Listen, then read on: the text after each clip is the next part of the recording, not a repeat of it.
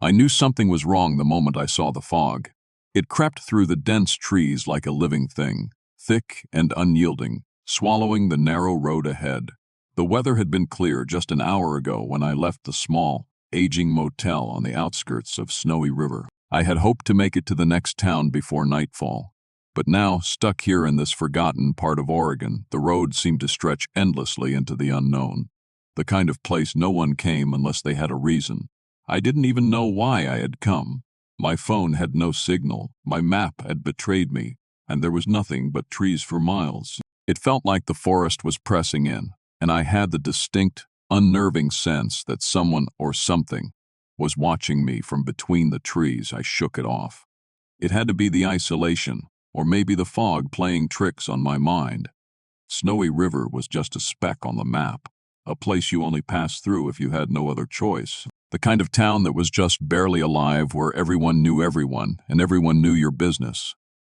I wasn't here by accident, though. There was a reason I came. My mother had grown up in this town before she left for the city, and she had never spoken of it much. But when she passed, I found an old letter hidden in a box of her things. The letter was from someone named Lena, written years ago, asking for help, saying something about the river and the town's curse. It was the only clue I had, so I decided to come. But I didn't expect to feel like I was being swallowed whole by the place. The fog thickened as I continued driving, my headlights barely cutting through the mist. I slowed down, almost crawling now, unsure of what I might hit. I glanced in my rearview mirror, expecting to see the dark outline of the road behind me, but it was gone. The fog had consumed everything. My heart began to race as the air inside the car grew thick and stale. Then I heard it. A faint knock, a gentle tap, as if something or someone was rapping on my window. I flinched, my eyes snapping to the side. Nothing. Just the fog swirling and breathing against the glass. I leaned back, my breath catching in my throat. "You're being ridiculous," I told myself. "It's just the wind, or maybe a branch brushing against the glass." But as I looked ahead, I saw something. No someone, a figure cloaked in the fog, standing motionless by the side of the road. The person was wearing a thick jacket, though it was impossible to see their face in the haze. I don't know what made me stop. A sense of obligation? Or maybe I just couldn't ignore the image of someone standing in the middle of nowhere. I pulled the car over, heart pounding in my chest. The figure didn't move. "Hey," I called out, rolling down the window a little. "Are you okay?" There was no answer. The fog seemed to swallow the sound of my voice. My hand hovered over the horn, ready to drive off if something felt off, but I hesitated. The figure wasn't moving, it wasn't even breathing. I leaned out the window slightly, my eyes narrowing, and then it happened just like that. The figure disappeared, vanished, not a footstep, not a rustle of fabric in the air. I blinked, unsure of what I had seen. I told myself it was nothing, but the feeling of being watched, of something being wrong, wouldn't leave me. I shoved the car into drive, my foot slamming the pedal as I sped through the fog, trying to outrun the unease. The road ahead twisted and turned, leading me deeper into the forest. It wasn't long before I saw a sign, half-fallen, reading Snowy River. 5 miles. I could feel the dread settling in, tightening in my chest as I entered the town. I passed a few houses, old weathered things with peeling paint and broken windows. The kind of homes where people probably didn't come out unless they had to. The kind of place where nothing really happens, unless it does. I parked in front of a small diner, hoping to find someone who could tell me more about the town. It was nearly dusk, the shadows creeping across the ground as I entered. The bell above the door jingled, but no one greeted me. It was eerily quiet, except for the dull hum of an old radio. There was a man sitting at the counter, his face hidden in the shadows. I took a seat across from him, trying to shake off the unease creeping over me. "Coffee?" the woman behind the counter asked, her voice low, eyes shadowed. She didn't seem to care much for making eye contact. "Yeah, sure," I replied, glancing around the room. The air smelled faintly of stale food, but there was something else beneath it, something metallic. I shifted in my seat, trying not to think about it. I glanced back at the man sitting alone at the counter. He was still staring at something in front of him, but his eyes weren't focused on anything. They were wide, glassy, distant, like he wasn't really there. "You're new here," the woman said, suddenly breaking the silence. Her voice was flat, like she had rehearsed this line 100 times. I nodded, my eyes flicking between her and the man at the counter.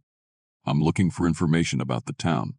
My mother, she grew up here. I paused, feeling a lump form in my throat. She never really talked about it.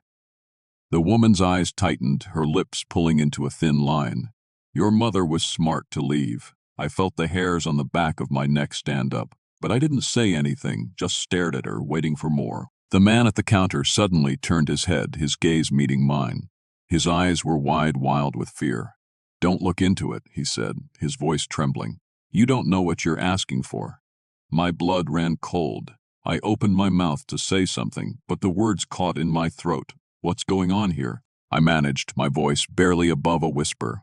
The woman's face softened, but there was a flicker of something dark behind her eyes. Nothing, she said quickly. Almost too quickly. There's nothing for you here. Leave while you can. I didn't get it. What were they so afraid of? I stood up, paying for my coffee, and made my way back to the car. As I drove out of town, the fog returned thicker than before. It was almost suffocating, wrapping around the car like a shroud, and then I saw it, the figure. Again, standing by the side of the road, waiting, I slammed on the brakes. But when I looked up, nothing. The figure was gone. And then, in the rearview mirror, I saw the faint outline of something moving in the fog just behind me. I didn't stop this time. I couldn't. I floored the accelerator, speeding away from Snowy River, not looking back. But as I drove, I couldn't shake the feeling that something had followed me. And then I remembered the letter, the one from Lena. It wasn't a curse. It was something much worse. The town didn't just vanish. It made you vanish, just like my mother, and like so many others.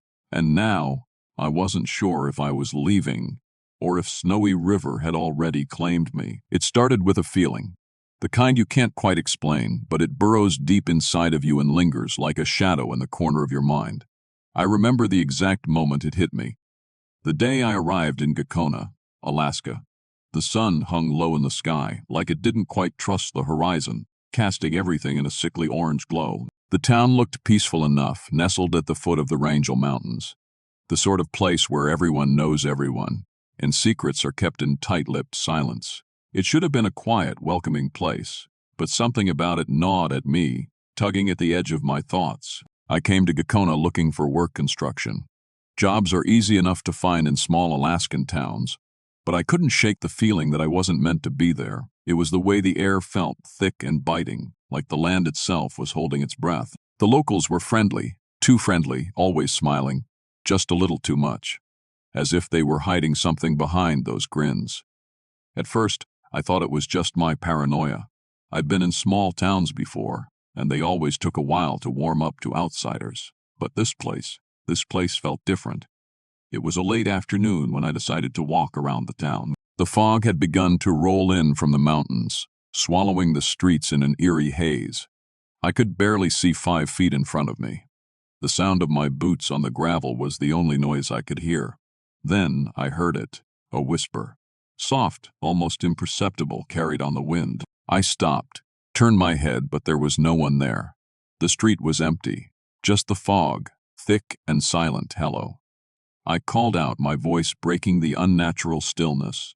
Nothing. I shook it off. It had to be the wind, I thought.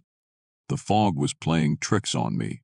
But the feeling didn't go away. If anything, it only grew stronger. As if someone was watching me, waiting for the right moment to make its move.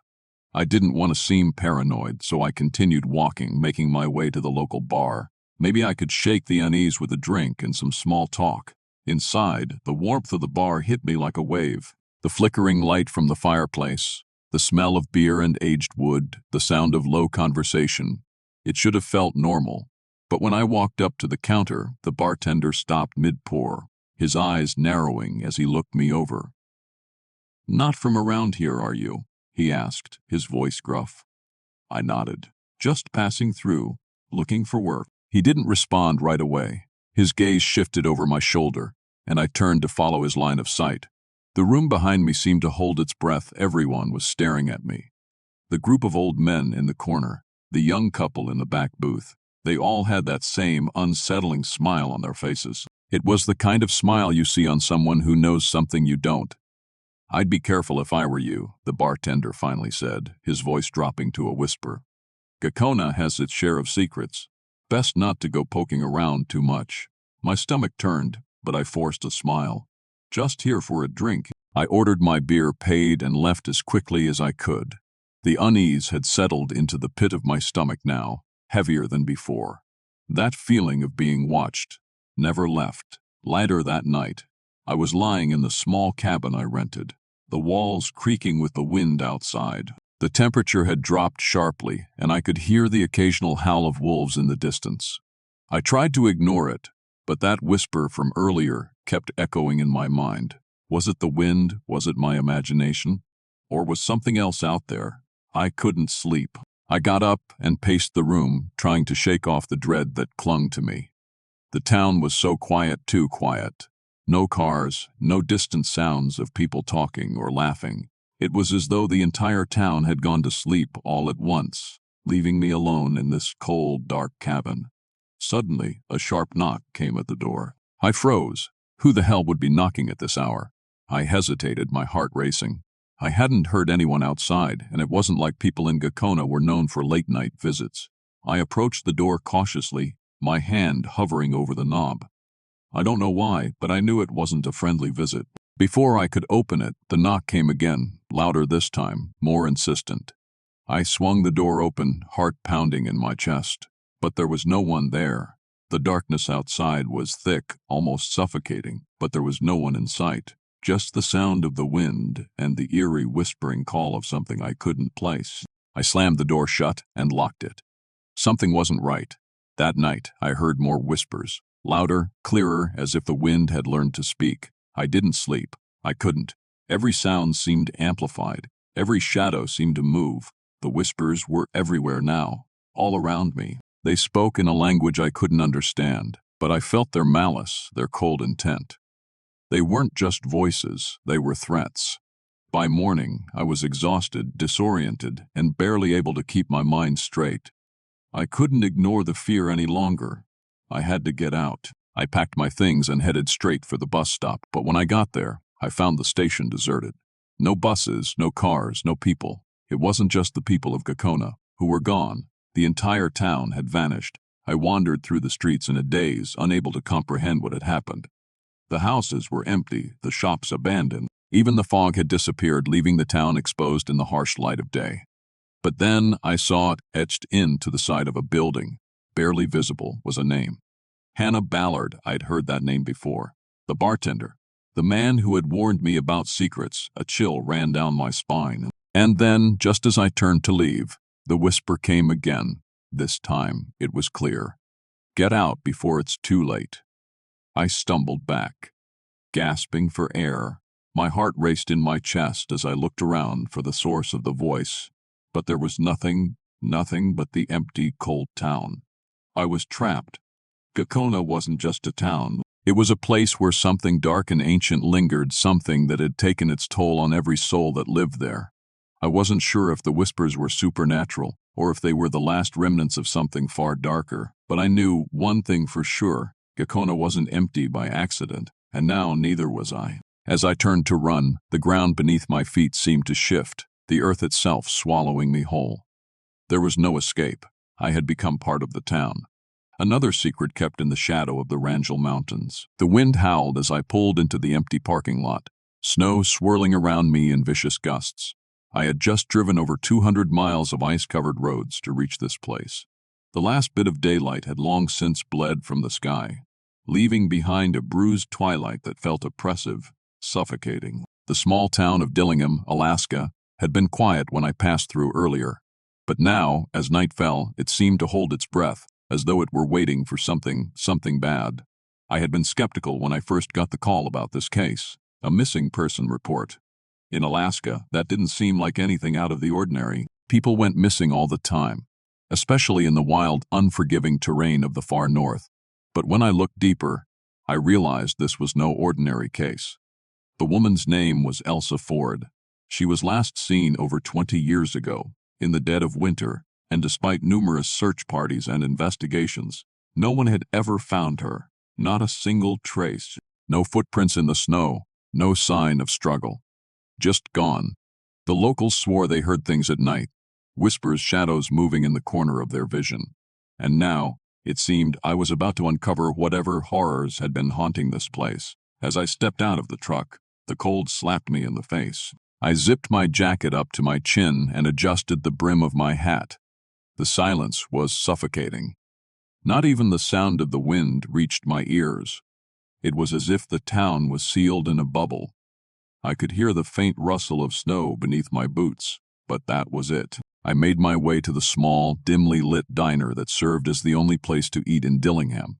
It wasn't much, just a squat building with a few tables, a counter, and the smell of frying fish wafting through the air. The warmth inside was a welcome relief from the biting cold, but it didn't do much to ease the tension that had settled over me. The place was mostly empty except for an older man sitting in the corner booth, his eyes fixed on the newspaper in front of him. The waitress, a woman with dark circles under her eyes, gave me a quick once-over before asking if I wanted a seat. I nodded and took a seat at the counter. She didn't ask what brought me to town, though I knew she was curious. People like me didn't show up here unless something was wrong. "You from the city?" she asked, her voice scratchy from too many late nights. "Yeah," I replied. "Came to look into the Elsa Ford case." Her eyes flickered, a small flash of something fear-regret, crossing her face before she quickly masked it with a fake smile. "That's a cold one," she said, her tone flat. "You sure you want to get involved in that mess? It's been over 2 decades, nothing's going to change now." I could feel the weight of her words settle on me, but I pushed it aside. I had my job to do. "I have to try," I said, watching her carefully. "I'll need some information. Did Elsa have any enemies? Anyone who might have wanted to hurt her?" She shook her head slowly, her eyes scanning the room as if looking for something, or someone. She was just a girl, lived up the hill with her folks, quiet, kept to herself, didn't have any trouble until... Her voice trailed off, and she quickly moved to fill a coffee mug in front of me, avoiding my gaze. "Until what?" I pressed. She looked up then, her eyes wide and nervous. "Some say it was the spirits. Some say it was something worse." She paused. "But you won't find anything, not here. People who go looking for answers, they don't come back the same." I raised an eyebrow. "What do you mean?" She didn't answer, instead just shaking her head and muttering something under her breath before turning to refill the man's coffee in the corner booth. I frowned. There was something off about her, something she wasn't saying.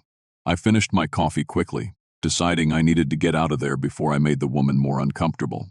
As I paid, she handed me the check and whispered just loud enough for me to hear, "Stay away from the old house on the hill. It's cursed." I turned to look at her, but she had already turned away, back to her work. I didn't know what to make of it. Was she just trying to scare me off, or was there more to her words? I had no intention of backing down. My next stop was the old Ford house. From the description I'd gotten earlier, it was located on a small hill on the outskirts of town. The snow had started falling harder, and the temperature was dropping. The whole landscape seemed to be disappearing behind the thick veil of white. As I drove through the snow, I couldn't shake the feeling that something was watching me. It wasn't the wind or the snow. It was deeper than that.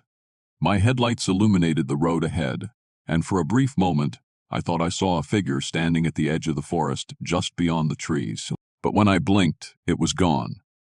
I pulled up to the Ford house, just as the last traces of daylight disappeared behind the mountains. The house was old, dilapidated, the windows were boarded up, and the door was barely hanging on its hinges. The air around the house felt heavy, thick with something I couldn't name. I stepped out of the truck, the cold biting at my skin.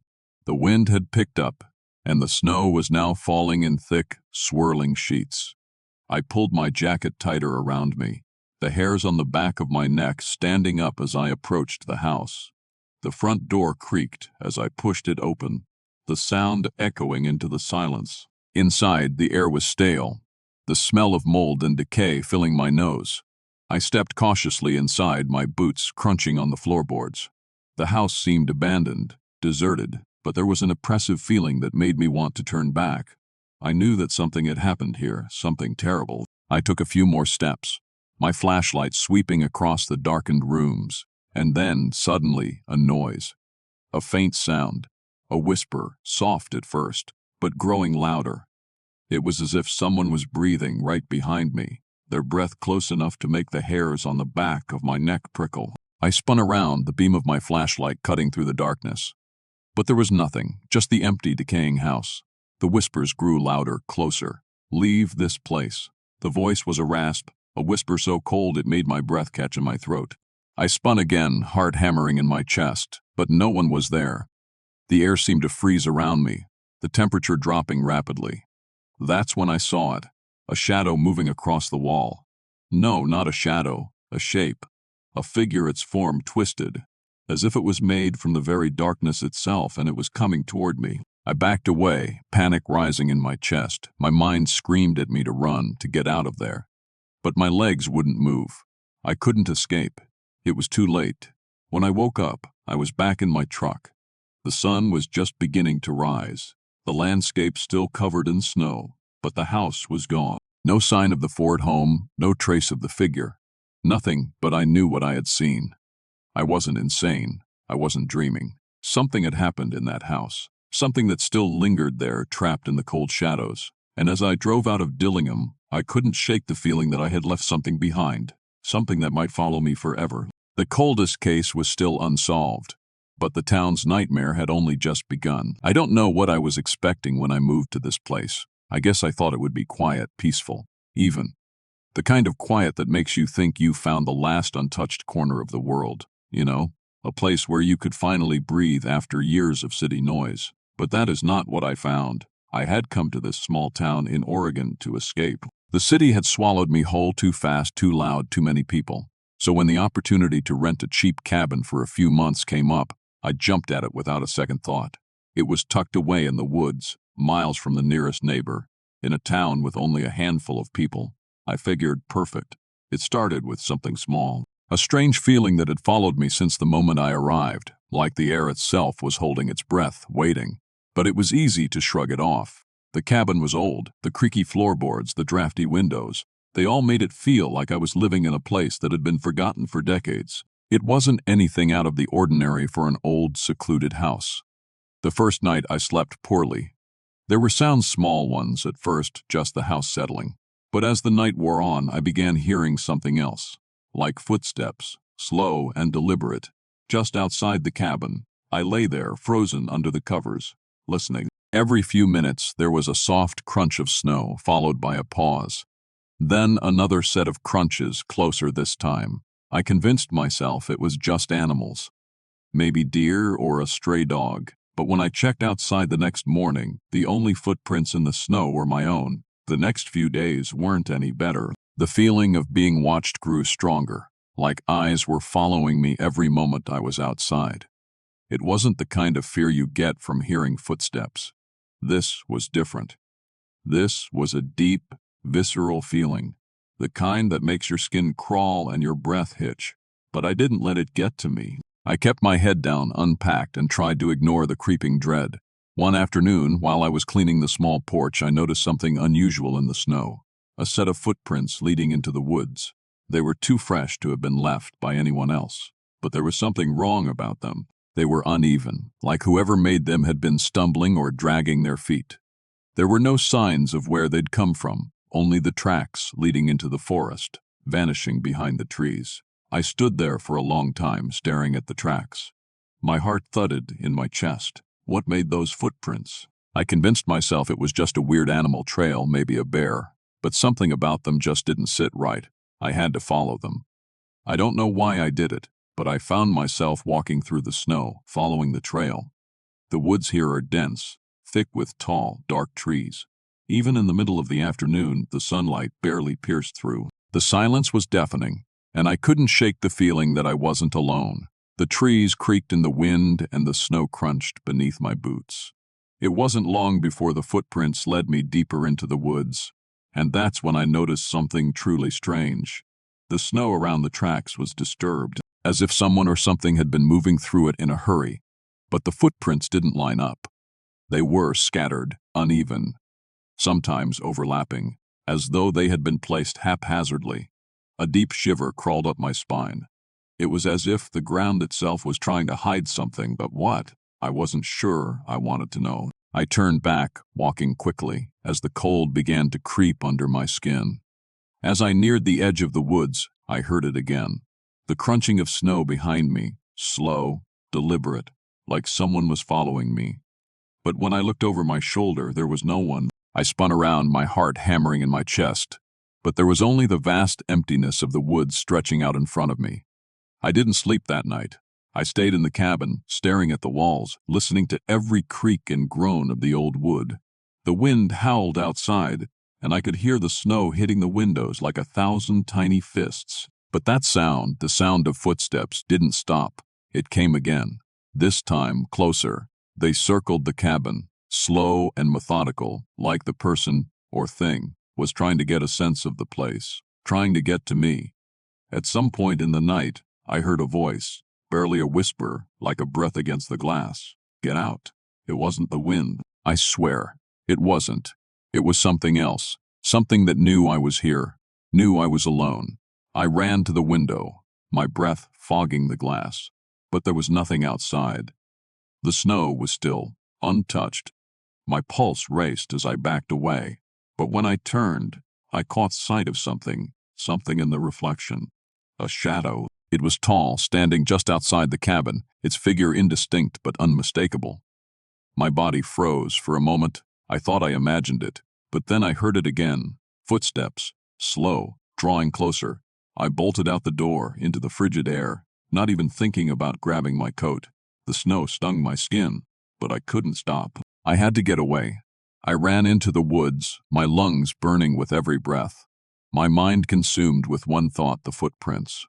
I followed them again, my steps frantic, the world around me dark and silent except for the crunch of snow underfoot. The trees felt alive, watching me, closing in as I pushed through the dense thicket. Then I saw them. The tracks leading to an old shack half buried under snow, the kind of place that looked like it had been abandoned for years. I approached, my heart in my throat, but before I could even reach the door, I stopped there. In the snow in front of the shack were the footprints, my own. I turned. The thing behind me was still there. I felt its presence, closer now. Then a voice, cold and distant, whispered through the trees. It's too late. I didn't even look back. I ran. I don't remember much after that. I must have blacked out from the cold, because when I woke up, I was back in the cabin. The snow had stopped falling. Everything was still. But something had changed. The cabin wasn't empty anymore. The footprints were in the snow again, leading right up to my door. But this time, they were fresh. And they led inside. The sound of crunching snow underfoot was all I could hear as I walked through the thick Alaskan woods. The cold air bit at my face, stinging my skin like needles. But the silence around me felt even sharper. This wasn't how I imagined my visit to the small, remote village of Glenallan going. It started with an invitation from an old college friend, Ellie. She'd moved to Alaska years ago to escape the noise and chaos of city life, choosing instead to settle in a small village near the Rangel Mountains.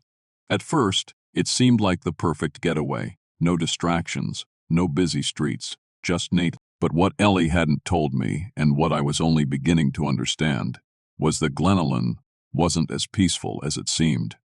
I had been in the village for 3 days, and something felt off from the very start. People here were friendly enough, but their eyes were always a little too distant, a little too guarded. There was always a quiet tension in the air, something unspoken that I couldn't put my finger on. Ellie, though, assured me everything was fine. She told me to relax and enjoy the beauty of the place. But that night, something happened that shook me. It was just after dinner when I heard the first strange sound. I was in the living room, sitting by the fire, my feet propped up on the coffee table, when I heard a low whisper. At first, I thought it was the wind, but it didn't feel like the wind. It was too deliberate, too close. I stood up and looked out the window, half expecting to see someone standing outside. But there was nothing, just the white expanse of snow under the pale moonlight. Ellie wasn't home yet, which left me alone in the small cabin. I shook off the unease and tried to brush it off, telling myself it was just the isolation messing with my head. But as the night wore on, the whispers came again. This time louder, more distinct. They didn't sound like the wind or animals. It was as if someone was outside, calling my name. Sarah. I froze. My breath caught in my chest and my heart began to race. It couldn't have been Ellie. She wasn't back yet. The voice sounded distant, but unmistakable. I grabbed my jacket, threw it on, and stepped outside into the cold night air. The snow crunched under my boots, but the whispering continued circling around me. Sarah. It was unmistakable now, like a voice from the shadows beckoning me further into the woods. Every instinct in me screamed to run back inside, but something about it kept me rooted in place. My eyes scanned the dark expanse of snow and trees, and then I saw it. A figure standing in the distance, just at the edge of the tree line. I wasn't sure if I was imagining things, but there was a shape there, tall, thin, and unnaturally still. I called out, my voice trembling. "Who's there?" There was no answer. The figure didn't move, but the whispering stopped. Something wasn't right. My pulse quickened and I stumbled backward, almost tripping in the snow. I turned to go back to the cabin when a gust of wind whipped through the trees and I heard the faintest sound, something like a faint scraping, as though something large and heavy was dragging itself across the ground. I didn't wait to find out. My feet carried me back to the cabin faster than I thought possible. I slammed the door behind me and bolted it shut. The fire crackled in the corner, and I stood there, panting, heart racing. Minutes passed. Then, hours. Ellie finally came back, her face tired but warm as she greeted me. "Hey, sorry I'm late," she said, not noticing the tension in my voice. "The roads are getting bad out there and I had to wait out a storm." "Ellie," I began, my voice shaky. "What's going on? Something's wrong here." She froze, her smile slipping. "What do you mean?" I hesitated, unsure if I should even speak. I didn't want to sound crazy, but there was something in the air that couldn't be ignored. I heard something in the woods. It was calling my name. Ellie's face turned pale, her eyes widening. She walked to the window and peeked outside, but there was no sign of anything unusual. "That's not possible," she said softly. "No one is out there." I stared at her, confused. "Then who, Sarah?" Ellie interrupted, her voice strained. "I need you to listen to me. The village, it's not what you think. There are things here, things we can't explain." My stomach churned. "What are you talking about?" Ellie looked away, as if considering whether to tell me more. "There are disappearances, people who came here, people who vanished. Some of them, they say they heard whispers before they left. No one ever found them again, they were just gone." My skin crawled. I could feel my heartbeat in my throat. "Is that why people act so strange? Why they won't talk to me?" Ellie nodded. "It's the silence. It keeps everyone in line. No one asks questions. They don't want to end up like the others." "Like the others," I repeated, feeling a growing sense of dread. "Ellie, are you saying there's something supernatural going on here?" She didn't answer right away. Instead, she stood in silence, staring out into the snow-covered night. Then she turned to me, her voice barely a whisper. "Some things are better left unknown. Trust me, Sarah. Leave while you still can." That night, sleep eluded me. Every creak of the floorboards, every gust of wind outside, made my skin crawl. I lay awake, staring into the dark, waiting for the whispers to return. But it wasn't the whispers that found me. It was the shadows. In the dead of night, I heard movement in the cabin. The same scraping sound from outside, but now it was inside. Someone was dragging itself across the floor. I bolted upright, my breath freezing in the air. The shadows in the corners of the room began to shift, lengthening and twisting like tendrils of smoke. They crept closer until I could see two pale, glowing eyes staring back at me from the dark. The thing, if that's what it was, lunged forward, and I screamed. But the sound was swallowed up by the darkness, consumed entirely. The last thing I remember is Ellie's voice, muffled and distant, saying something I couldn't quite understand. "I told you not to stay." The police came the next morning, but I was the only one left. Ellie was gone, vanished into thin air, just like the others. They found no trace of her, no signs of struggle, just an empty cabin with an eerie, unsettling quietness that made the hairs on the back of my neck stand up. Somewhere in the snow, the whispers still linger. And I know now, Something in the wilds of Alaska is waiting. I thought I was used to the isolation by now. I've been living in rural Alaska for over a year, helping out at the small gas station and convenience store that was practically the heartbeat of the town, a place where people came for more than just gas and snacks. It was where the few souls still living in the area went to exchange news, gossip, and the kind of stories that made you wonder if you were in the middle of a real-life horror film. But tonight, something felt different. Something was off. It was late, past midnight, and I was alone on the shift. A light snow was falling outside, the kind of snow that clung to everything and turned the world into a quiet, muffled version of itself. The wind howled outside, throwing gusts against the windows like the town was trying to get your attention. I was standing behind the counter, flipping through a half-forgotten magazine, when the door swung open. The bell above it rang sharp and loud in the empty store, making me jump. I glanced up to see a figure standing in the doorway.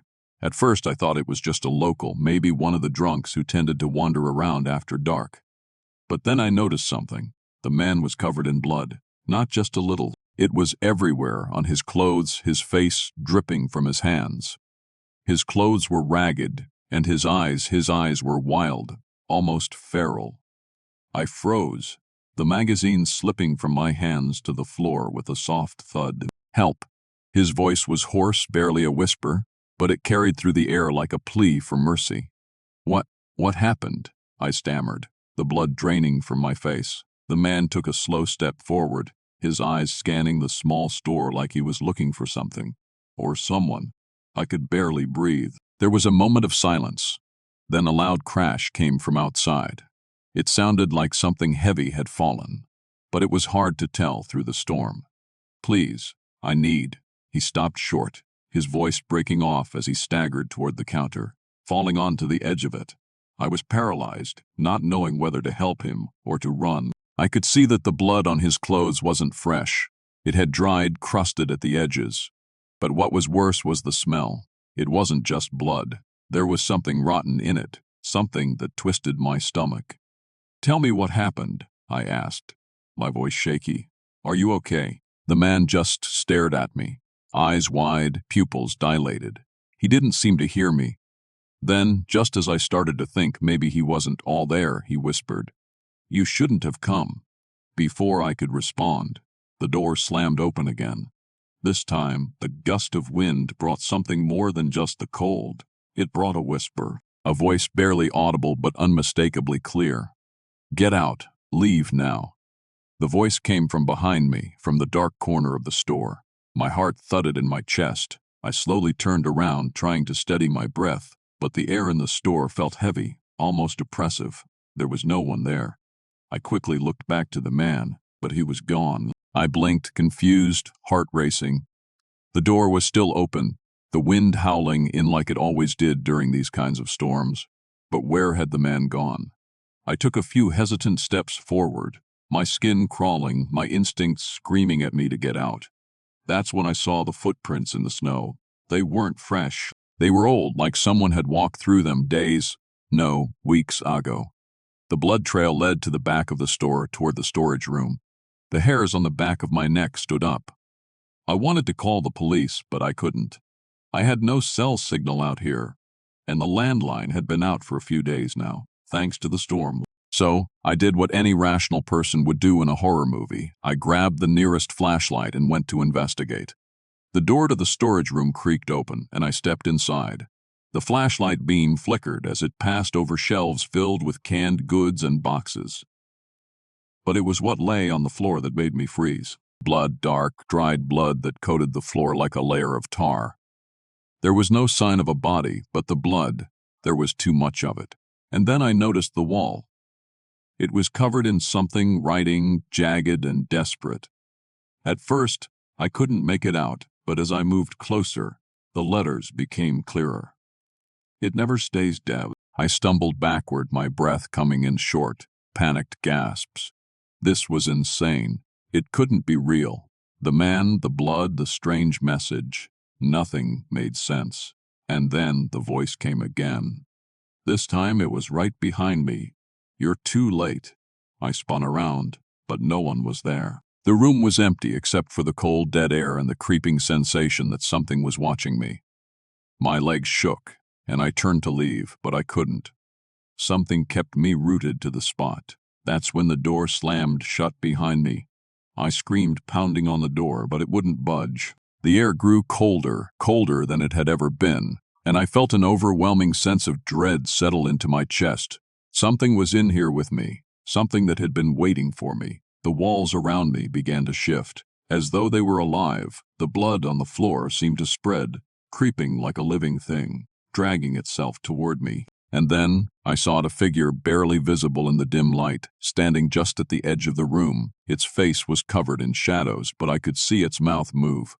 "Don't try to leave," it whispered, its voice cold as death. My mind raced. I had to get out. I didn't care how. I just needed to leave. I finally managed to wrench the door open, my hands shaking so violently that I almost dropped the flashlight. The store was still eerily silent as I stumbled out into the snow, the wind cutting into my skin like a blade. I ran until my lungs burned and my legs gave out beneath me. When I got back to my apartment, I locked the door behind me and collapsed on the couch. The blood on my clothes was still there, but my mind couldn't process it.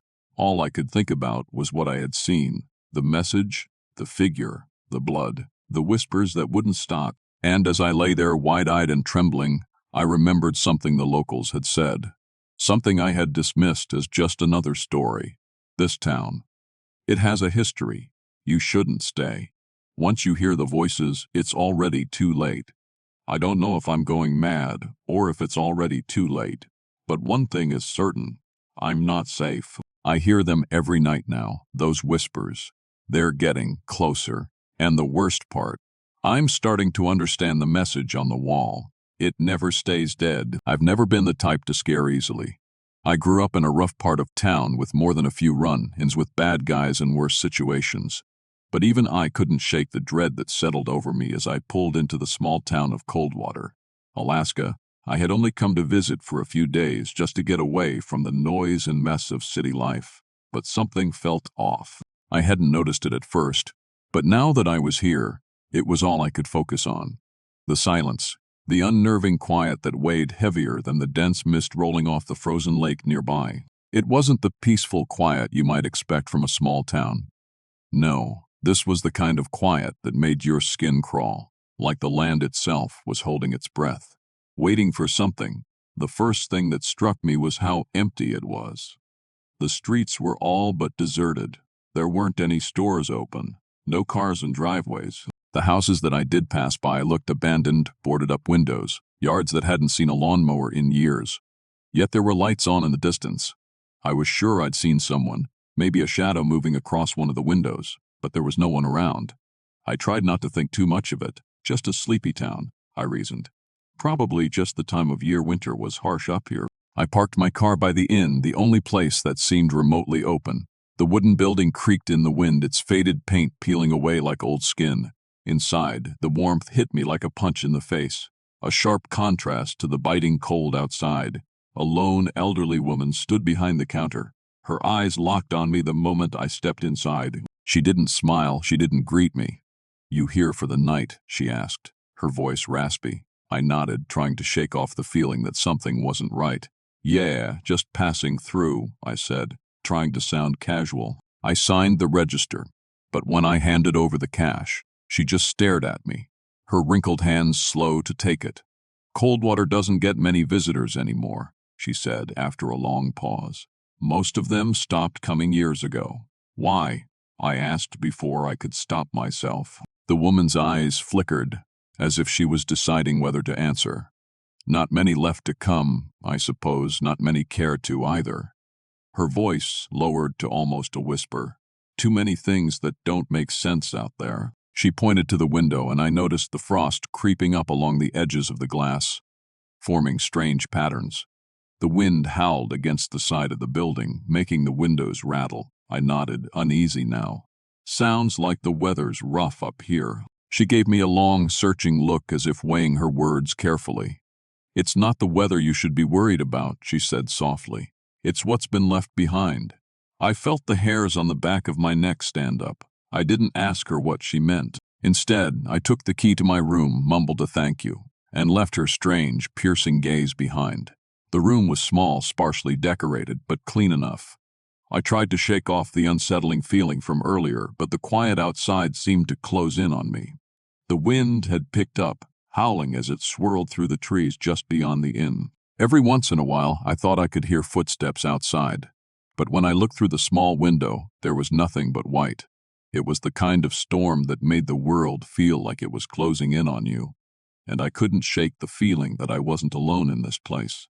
I decided to take a walk, hoping the cold air would clear my mind. The snow crunched beneath my boots as I stepped outside, the world illuminated only by the dim glow of the inn's light.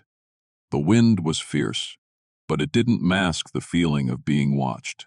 As I wandered the empty streets, I saw something odd in the distance, faint lights flickering in one of the houses. I hadn't seen anyone around since I arrived, and this house didn't look like it was in any better shape than the others. Yet the lights were on, dim and flickering. I hesitated, but my curiosity won out. I made my way to the house, the door slightly ajar, the wind causing it to creak eerily. My pulse quickened as I reached out, pushing the door open further. The room inside was dark except for the faint light coming from what appeared to be a kitchen. A smell hit me then, a strange, almost sour odor that made my stomach turn. I stepped inside, the floorboards creaked underfoot, the air thick with dust. As I moved deeper into the house, I noticed something strange. The walls were covered in photographs, old, yellowing pictures of people. But they weren't normal. They were strange, almost ghostly, like they had been taken years ago, maybe even decades. One photo caught my eye, a woman standing in front of what looked like this very house, her face frozen in a smile that didn't seem quite right. The thing that made my stomach drop, though, was the date scrawled in faded ink at the bottom of the picture. The 3rd of April, 1963. I backed away from the wall, the unease growing in the pit of my stomach. Something was off about this place, about this town. I felt like I was being pulled into something I couldn't understand. Suddenly, I heard a sound, soft at first, like a whisper, then louder, a voice clear and chilling. "Leave now." I spun around, my heart hammering in my chest. But there was no one there. The house was empty. I ran back to the inn as fast as I could, not daring to look over my shoulder. Back in my room, I locked the door and tried to calm my breathing. My hands shook as I pulled out my phone, only to realize there was no signal. The realization hit me hard. I was truly alone here, alone in this empty, forgotten place. I stared at the clock. 2:13 a.m. That's when I heard it again, the faint sound of footsteps in the hall outside. Slowly, they came closer. Closer. The door to my room rattled, the handle turning. But the door didn't open. I didn't move. My breath caught in my throat. Whoever, or whatever was out there, was waiting. The footsteps stopped. I listened intently. And then, from the other side of the door, I heard a voice. Low, guttural, barely audible. "Do you want to see the truth?" I froze. Every instinct told me to run, but I couldn't move. I couldn't tear my eyes away from the door. Before I could react, the door flew open, slamming against the wall, and a figure stood in the doorway. Tall, pale. The eyes were hollow, staring straight through me. It whispered again, the same words. "Do you want to see the truth?" Then everything went dark. I woke up on the floor of my room, the door wide open, the storm still howling outside. The figure was gone, but something had changed. I knew it. I couldn't explain it, but I wasn't the same. The town, it was more than just abandoned. It was forgotten. By time, by people, by the world itself. As I left Coldwater the next morning, the town seemed even quieter, emptier. But as I drove away, I could have sworn I saw something in the rearview mirror. Something watching me from the distance. And for the first time in my life, I wondered if I'd really left at all.